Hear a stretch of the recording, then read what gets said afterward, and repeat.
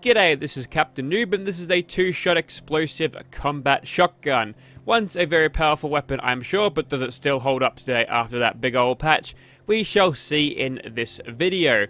So, sitting here at 161 damage with the hardened receiver, and just to give you an idea of what other shotguns do with a hardened receiver two-shot explosive, this is what you get. So it looks like the combat shotgun does have the least damage per shell, but what you lose for that you make up in DPS. So this thing is obviously mag-fed, is going to be shooting a lot faster, getting a lot more pellets down range, and with that we'll get more explosives, so heaps more DPS this thing offers at expense of a little bit of damage per shot.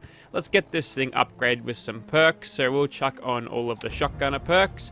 So there's one, there's two, and there is three. We'll also chuck on Scattershot, and I do like to put Basher on just so I've got something to do if they're super close. Usually bashing doesn't do a lot of damage, but if I get a 5% chance of crippling a limb, I'm going to take it, especially if I knock a leg or something. It allows me to back off and shoot stuff. I'm going to be chucking on Skeet Shooter, and just to show you what the spread of this weapon is like without Skeet Shooter, I'm just going to contrast it against the road here.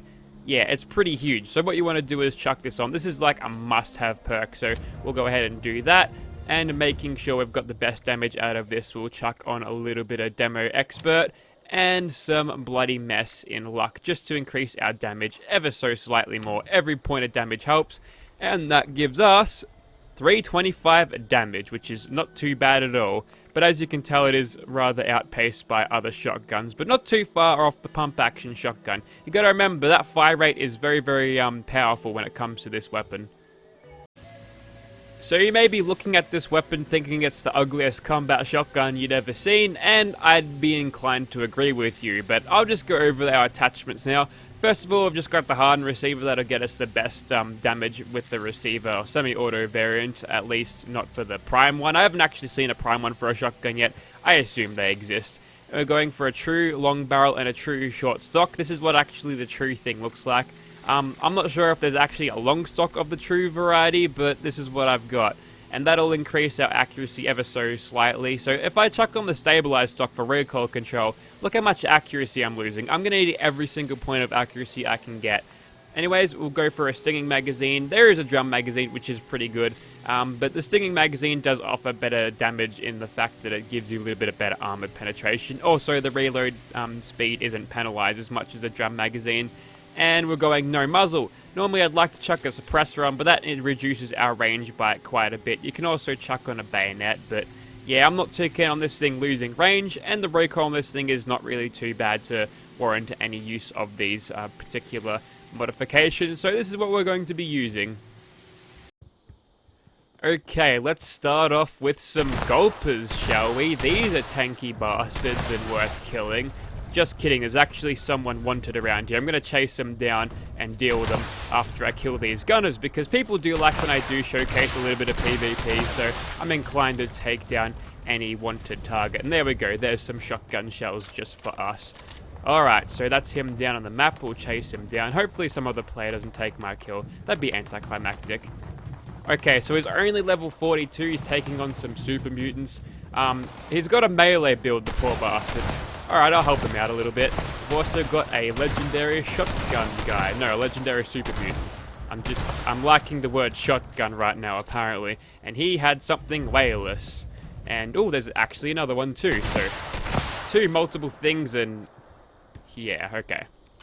So, yeah, you obliterate players and enemies alike with this thing.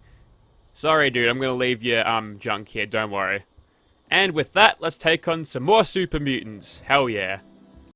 Just kidding, to the victor goes the spoils. Alrighty, let's get started on these super mutants, stack our adrenaline to very, very high, and we'll see if we can't just one-shot everyone around here. First of all, these doggos are going to die, and I got a suggestion just to target the weak ones before, you know, targeting all the rest of them, and that is a good suggestion. So yeah, taking out the doggos and the turrets is a good idea just to boost your adrenaline. You're only like losing out on a couple of shots if you take a couple more shots at a super mutant warlord, but still, ammo efficiency should always be used no matter what, and that is a legendary. Ooh, it's a sleepy shotgun. It's a nocturnal one. It's an insomniac. Hey, that's a cool legendary effect name. Nobody take that idea. And there is another legendary. He had a mutant's knuckles. Well, he is a nuke. He's a super mutant. I saw a nuke on the screen. Apparently, I'm just reading off words that aren't there today. Good stuff. Alrighty, so we'll quickly kill the rest of these guys. And you know what? We might as well go down there, have a little bit of a scuff against the queen, see how well we do. Critical for that super mutant. Didn't quite kill him. Didn't expect it to. It's a shotgun. And yeah, with that nerd rage activated, even though it gets immediately cut off by Born Survivor, we can increase our damage by like 20%, even more, for just a second. And there we go. We're in a good spot right now. Luckily, the super mutants are dumb enough for you to just walk past them like they're not even there. So that works for me. So getting the distance on these guys is quite actually easy to do, especially when they're gun super mutants, because they tend to be very, very static in their movements. But there you have it, the outside of West Tech super mutant place cleared out very, very easily by our two-shot explosive combat shotgun. You know, I spent like 5,000 caps on this. I'm liking this deal. There's the nuke. I should probably get my power armor a little bit squishy outside of it. Also, whilst we're waiting for the Scorch Beast to appear from the depths of whatever hell that nuke has awoken, I've just gotten 2 points of Enforcer. Let's replace a couple of different points in agility here. So now we've got a 20% chance to cripple a limb. That could be better, but still, 20% chance is pretty good if it's done per pallet. So, ooh, wow, they're doing really well already. Looks like I won't have to grind too much for this, will I? In she comes for a big old landing. Let's see how we go against the old girl. Okay. Well, we're off to a good start. Yep, it's still very, very easy to kill yourself with these guns. I'll just quickly retake all of my ill-gotten gains of loot, and then we'll build some adrenaline on these guys. And there's the Scorch Beast clean going through the ground. I'm not actually sure if we've actually got a decent shot on it yet, but whoever this person is, they're kicking the queen's ass. Maybe that's got a prime receiver on it. Two-shot explosive prime thingy. Just try to get these shots in. It's kind of like the flacker from Borderlands, except it's not flak at all. It's just explosive projectiles. But if we're lucky enough to get a little bit of a hit on the queen, we might actually have a worthwhile chance of actually bringing her down. And wow, she's a lot weaker when there's less people around. Is that because lag slows everyone down, like the game forgets to calculate damage? Because it's not like 20 people around here. Oh, she's all the way over there. I guess we ought to chase her down now. And she's not moving, so that might have been me crippling. I don't like to be super vain about things, but yeah, that could have been me. I almost killed myself again due to that power armor guy. Oh yeah, that's the kind of damage we want to see. This is the kind of squishiness we want to see out of the queen. That is an obliteration, although I did like maybe 10% of that. Prime railway rifle receiver, nice. Okay, I guess there's such a thing as a prime railway spike with that logic. But there you have it, against the queen. The two-shot explosive combat shotgun definitely held its own, especially when she landed, but I guess you already would have figured that out. Okay, we're back on regularly scheduled programming now. Let's clear out some of these muties, shall we? There's a cheeky sneak attack critical to get started. And now let's just go ahead and one-shot whatever is left in this pathetic cell of... I mean, it's not pathetic, it's actually designed really well, but I'm talking about the enemies inside. They're very weak. Like, despite being tanky-ass super mutants, these things are taken down very, very quickly. I also had to repair this. This thing does wear down its condition about as fast as you'd think a shotgun would, so nothing too fast or making the weapon feel weak, so it's fine. It's about the same speed. It's a little faster than you'd get a pump-action shotgun, but it's obviously because it fires a lot more. I'm not actually sure on how much HP this weapon has. Oh, we didn't actually one-shot that guy. There you go. And whoops, I think we've lost our scatter shot perk. Let me just go ahead and reapply that. Yeah, I'm wise to your tricks, game. What's that? Yeah, that reloads much faster now. It's annoying how perks like that just stop. I think that's one of the reasons why some of my guns break so fast. Because if perks like that stop, I'm going to guarantee that you've got some problems with Gunsmith as well, which is a problem. But that's not really a factor of this weapon since I'm using Demo Expert anyways. You cheeky bastard, stop shooting at me. Let's go into the control room. Standing around like they haven't been hearing all of the super mutant slaughter that has been happening. Yeah, you just keep ignoring everything you hear. And then, a little bit risky to fire off from here, but if we manage to take out these guys before we are aiming down sort of here to kill them, then we'll be okay. I kind of like how shotguns work in this game, and that's another Scorch Beast Queen fight. I might just off-screen that. We've already seen that. I don't want to show you that twice, but hopefully I can get through here and enough time to take out the Queen, because whoever was down there before, I think they had a bloodied explosive something, because they were tearing the crap out of a health bar. I'm guessing it also helps that we didn't have a lot of laggers around to slow down the speed of the kill by denying us any damage that we would have gotten. But still, this thing is definitely doing good work, definitely still viable even in the post-TSC nerf world. And in we come to this particular wing, and there's a super mutant there. I was gonna run through that door, but they've got like automatic closing time, so it's worth it just to sort of stay on this end of the door. You also don't want to be shooting from someone outside the door only to have the doors close on you, and that kills you very, very quickly. But still, let's just get away from that doggo. We'll ignore him for now. We'll take out super mutant friends whilst we're doing this. Yeah, not having an easy run in here. It's definitely very distracting having a doggo following you around like that. And with that, we actually got killed. Oh, you bloody beauty. What's that? Okay, let's finish what we've started here. This time we're going to be a little bit more cautious not to kill ourselves, because I'd imagine most of the damage that was done was probably done by me.